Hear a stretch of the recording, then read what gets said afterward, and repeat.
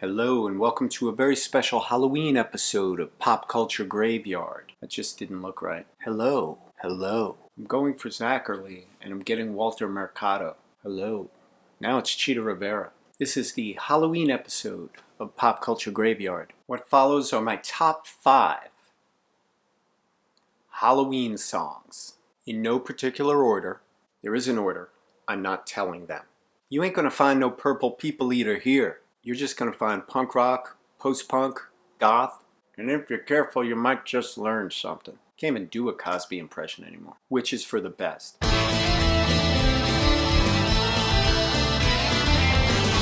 Welcome back. This is a very special episode, a very special blossom, and I have a special treat for you. I've made you a mixtape. Doesn't mean we're going out. Means I want to, but it doesn't mean we're going out. I've put together a sweet and scary 16 of my all-time favorite Halloween-themed tracks. If you're watching this episode on a playlist, if you see songs next to me on this side, you don't have to do a damn thing. Right after this episode, all the songs are going to play. If you can't wait, go ahead and click. But god damn it, come back. If you come to this as an individual episode, don't despair. Simply scroll down, click on the link, and you will be brought to a garden of hellish delights known as my Megamix. Put it on, press play, turn it on, leave it on. Billy Idol, MTV. How old am I? Happy Halloween and enjoy the mix. But let's not get ahead of ourselves. I'm going to tell you my favorite 5 songs, and I only realized after I made the list, they're all from the 1980s. Something about Ronald Reagan being president made people just want to put on masks and scare each other. Anyway, as someone who has DJed dozens of Halloween nights over the years at various nightclubs and bars, I've DJed zombie bar crawls, I've DJed zombie beauty pageants. First of all, the Misfits are your best friend. If you're putting together a mix of Halloween music, you're going to need the Misfits, and plenty of it. Not only do the Misfits have song titles like Vampira, Astro Zombies, Night of the Living Dead, and of course Halloween, but leader Glenn Danzig's other projects, Sam Hain and Danzig, are a further treasure trove of deathly delights. There's nothing but Halloween going on in Glenn Danzig's mind all year long.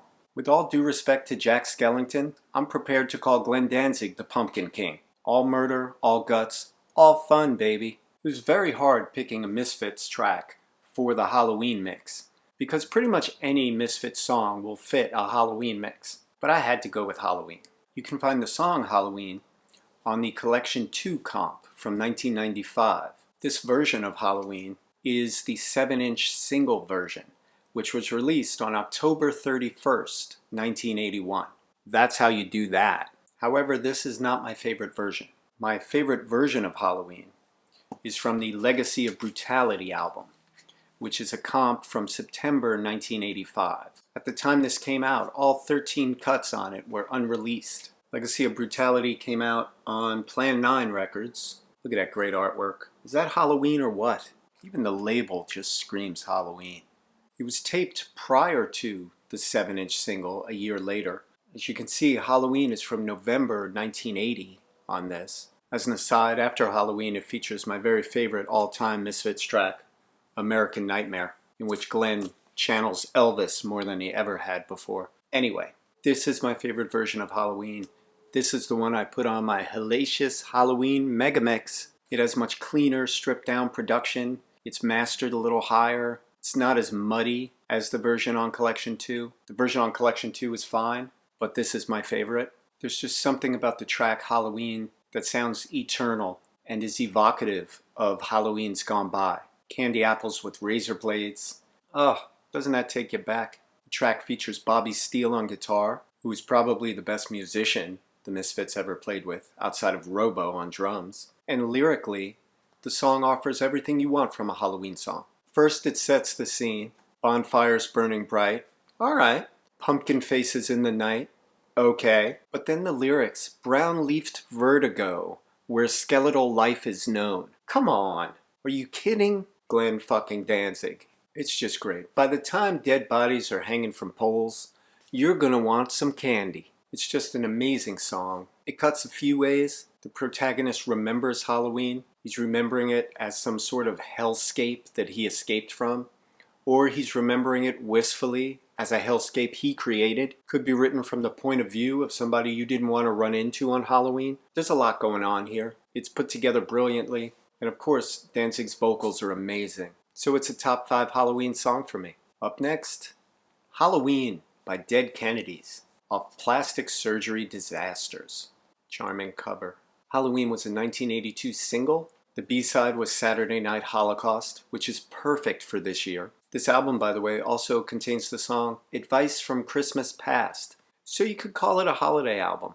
It also contains the songs Terminal Flu and Forest Fire. So the Dead Kennedys presaged 2020. Halloween was the last single ever released by Dead Kennedys. They released other albums, but that was their last single. And as a final statement on the singles charts, you could do a lot worse than a song that ends with the words, "Why don't you take your social regulations and shove them up your ass?" When the opening bass run kicks in, oh my god, it's so infectious. It is Halloween, and I do feel like dancing. The song is really all about how people only wear their true identity once a year. They plan their costume all day, all month, all year for that one night when they can be themselves. And then they put on their true costume every single day that they work as a drone in an office or wherever the hell they work. You'll go to work today. You'll go to work tomorrow. Shit-faced tonight. You'll brag about it for months. Remember what I did? Remember what I was back on Halloween? It's about people subverting who they are because of the way people will look at them. But on Halloween, you can be who you really are. Kind of a good message for the Dead Kennedys. Be who you want to be all year long. By the way, hell of a good album too. Moon Over Marin is my jam off this. Up next, Every Day is Halloween by Ministry. The destruction that happened at the top of this kind of sums up how I was living during the days when I got this. The record is pristine, trust me. The B-side is All Day. Halloween is a non-album single that's still in the synth pop style that Al Jourgensen would later disown. In May of 1983, he put out one of my favorite synth pop albums, With Sympathy. In March of 1986, he put out the industrial album Twitch, which was a harder, more aggressive style.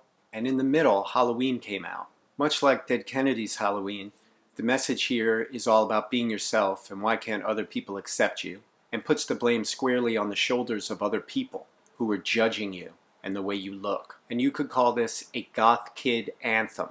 Here are the lyrics. Well, any time, any place, anywhere that I go, all the people seem to stop and stare. They say, why are you dressed like it's Halloween?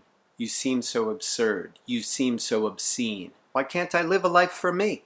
Why must I take the abuse they serve? Why can't they see they're just like me? It's the same. It's the same in the whole wide world. Fucking A, Al. This was a last gasp, along with All Day and Cold Life, of the synth pop era Ministry that I personally love. Al became embarrassed of his faux English accent when he would sing. Not only when he would sing, but also when he was on stage live.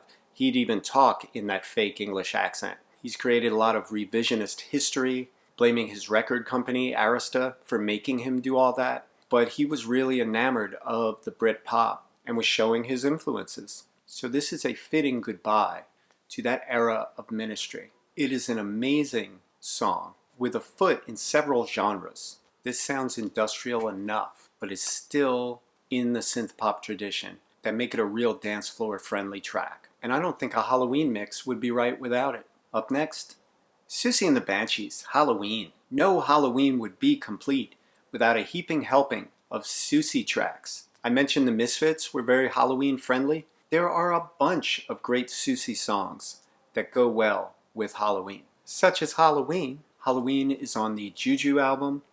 It is my favorite Siouxsie album. It jockeys for that position with Kaleidoscope, but at the moment it's still Juju. It goes without saying, Halloween is a great Halloween song. It opens, the night is still and the frost it bites my face. I wear my silence like a mask and murmur like a ghost. Trick or treat, the bitter and the sweet. That's how you open a fucking Halloween song. One of the best things about Siouxsie and the Banshees songs are how evocative they are. They're very cinematic. Her voice is so expressive. John McGeoch's guitar playing on that track is pop psych perfection. That wonderful woozy guitar pattern is so spot on for the song. It's fun and youthful and a bit mad.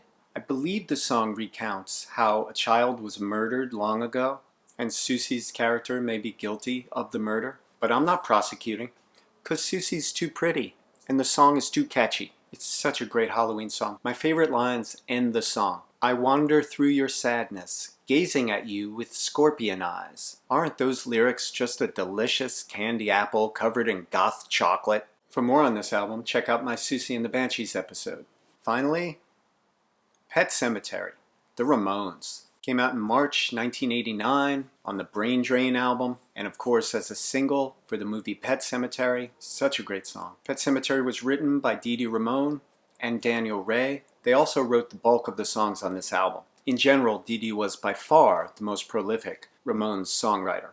The song's got everything you need for a Halloween. Ancient goblins, warlords, the smell of death. But the song also features several references to Victor Pascal, character in the book and movie Pet Sematary, who utters his dying words to the main character in the film. It's an odd songwriting choice, but it just goes to show you that it was commissioned specifically for the movie. The director of the film, Mary Lambert, was a very close friend of Dee Dee Ramone, and Stephen King, of course, was a big fan of the Ramones.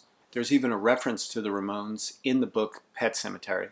The offer came to the band to write the song. Dee Dee was excited about writing it, and he rushed out and bought the book, speed read it, and wrote all the lyrics in about 5 hours. Daniel Ray helped out with the music, and a classic song was born. The song is very Ramones. The chorus starts out like so many Ramones songs. I don't wanna walk around with you. I don't wanna go down to the basement. I don't wanna be tamed. I don't wanna be buried in a pet cemetery. I don't wanna live my life again. Perfectly encapsulates the log line of the movie. And if you've ever tried to distill a film down into a line or two, you know how hard that is to do. The second line is hilarious. It's so Dee Dee that the character in the song wouldn't want to live his life over again because he had such a miserable life. Most people want more life. Pet Sematary was the most commercially successful Ramones song. It made it to number 4 in modern rock tracks, and they did more television and PR appearances than they had in years. And I was very grateful because I got to see them on David Letterman. Well, at least Johnny and Joey, doing Pet Sematary with Paul Schaefer and the band. It's a great performance. You can find it on Shaky Video if you go up and search, but come back. Not everyone loved the song. It was nominated for a Razzie for Worst Original Song from a Film. It didn't win, luckily. You know who won? Iron Maiden's Bruce Dickinson for Bring Your Daughter, to the Slaughter, from A Nightmare on Elm Street 5, The Dream Child. The video for Pet Sematary is Dee Dee Ramone's final appearance with the Ramones. It was filmed at Sleepy Hollow Cemetery in Tarrytown, New York. Headless Horseman country, very Halloweenish, and it is one of Dee Dee's best songs, although he does not play bass on it. Dee Dee already had one foot out the door. This Bill Laswell produced album is often overlooked in the Ramones canon, but I implore you to check it out. It's got some of my favorite Ramones songs on it. Pet Sematary, I Believe in Miracles, Merry Christmas, I Don't Want to Fight Tonight. For more on this album, check out my Ramones episode. That is it, my top 5 Halloween songs. If you enjoyed this episode, or even if you did not, please subscribe, and please enjoy my gift to you this holiday season.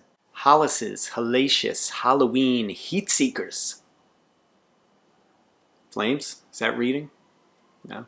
Nevertheless, if you enjoyed my Halloween mix, let me know in the comments below. I will see you next week with a lot more cool stuff. Happy Halloween!